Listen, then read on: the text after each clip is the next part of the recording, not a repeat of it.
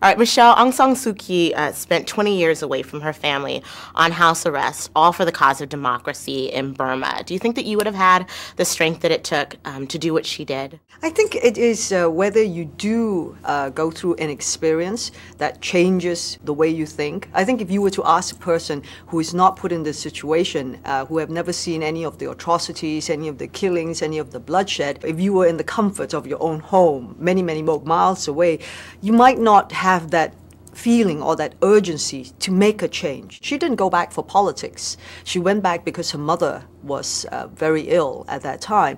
But that was the time of the students' demonstrations, the riots on the roads, because they felt the great injustice that they were being dealt with, by the oppression of the regime.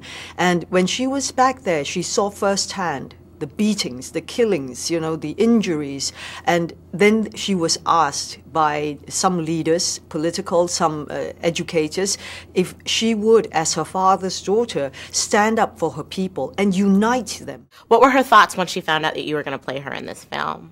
She knew already because even when she was under house arrest, Luke and the producing partners had sent a message very, very under, I don't know how, but because, she was completely cut off from the world. Even her family didn't receive phone calls or letters or mail, anything from Dosu or vice versa. But, Dosu has always said, use your liberty to promote ours, and she always encouraged the freedom of creativity. So she was happy that, we were going to do a movie about Burma simply because it would put the spotlight on the Burmese plight.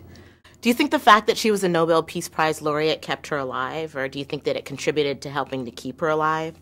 Oh yes, because that was very important. Michael Aris worked tirelessly to help her achieve that goal because it kept her in the spotlight. It kept her in the media. It kept the international press, the international leaders, their eyes on her. And that was what the junta was trying to do. When she was under house arrest, when, you cut off communications, there was no freedom. So, they tried to bury her.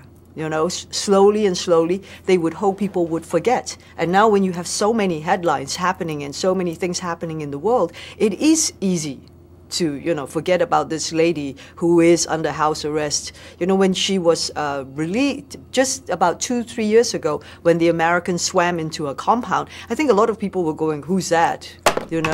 They had almost forgotten, but we hope that this will rejuvenate the awareness. Thank you so much. Thank you.